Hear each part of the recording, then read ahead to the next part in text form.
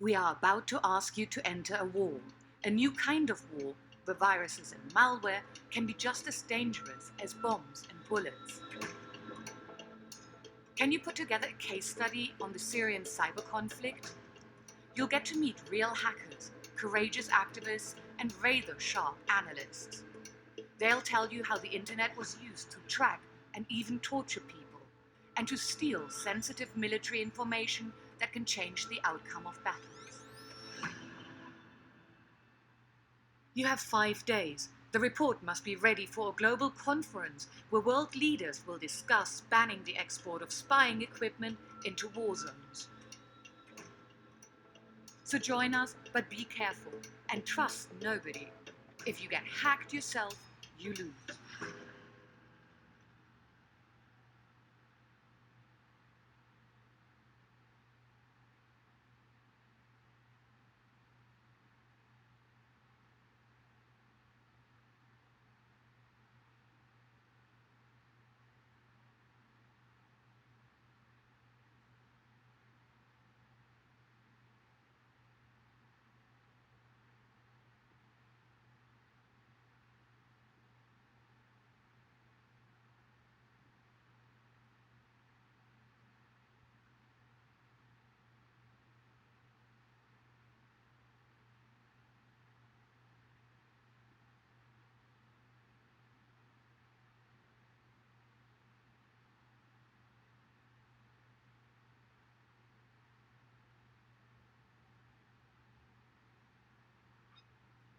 Hey, welcome to Al Jazeera.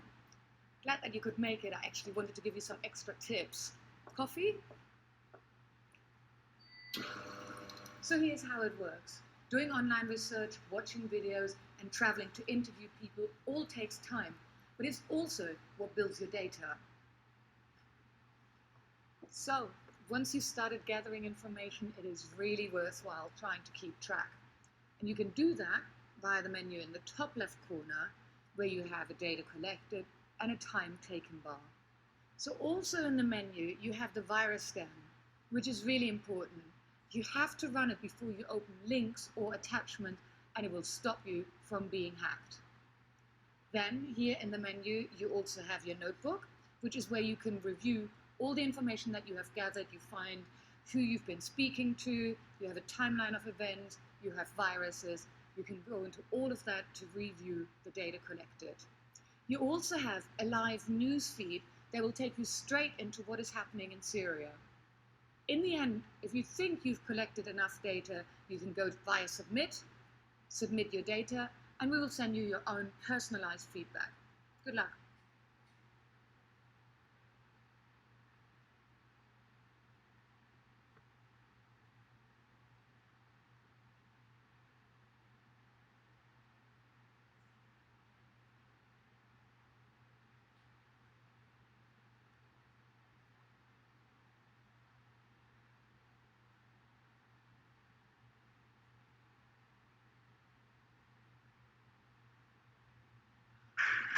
They promised Friday was going to be big. It turned out to be huge. This is Banyas on the northeastern coast, all calling for the regime to fall. The picture that's been emerging on the internet from within Syria tells a story of mass protests, shootings and killings. We'll let them speak for themselves.